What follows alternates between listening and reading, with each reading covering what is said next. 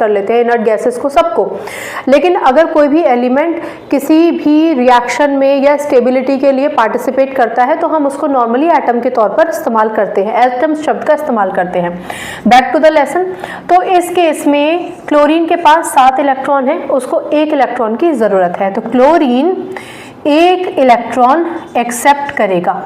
किससे एक्सेप्ट करेगा वो इंपॉर्टेंट नहीं है इस समय इंपॉर्टेंट है कि क्लोरीन ने 1 इलेक्ट्रॉन लिया है।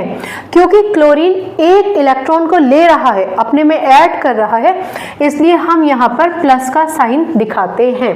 आप यहाँ पर 1 लिख रहे हैं क्योंकि 1 इलेक्ट्रॉन लिया गया है।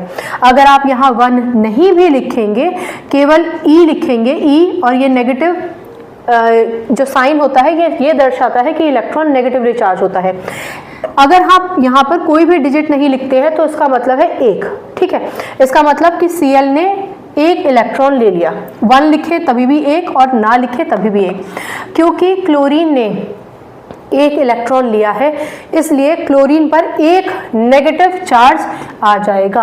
हमेशा याद रखिए, अगर हम किसी से कुछ भी लेते हैं तो हम थोड़ा वजन महसूस करते हैं ना अपने सर पर, जब तक कि उसकी चीज़ लौटा ना दे या फिर रेसिप्रोकेट ना करे किसी और तरीके से, राइट।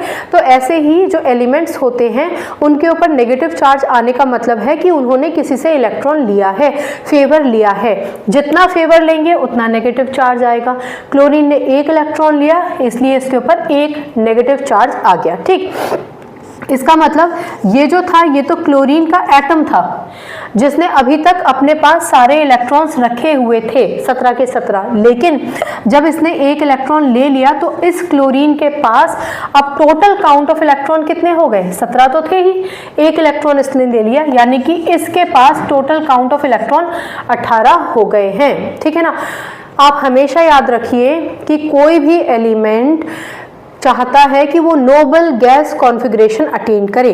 नोबल गैस कॉन्फ़िगरेशन को ही हम ये कह देते हैं कि अपने आउटरमोस्ट शेल को कंप्लीट करना चाहता है, या फिर हम ये भी कह देते हैं कि स्टेबिलिटी गेन करना चाहता है, ठीक है ना। इन तीनों का मतलब सिर्फ इतना होता है कि कोई भी एलिमेंट चाहता है कि उसका जो आउटरमोस्ट शेल है वो स्टेबल हो जाए, यानी कि उसमें मिनिमम जितने इलेक्ट्रॉन्स चाहिए वो पूरे हो जाएं।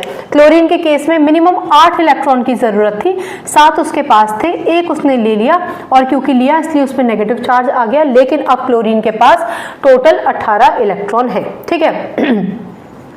चलिए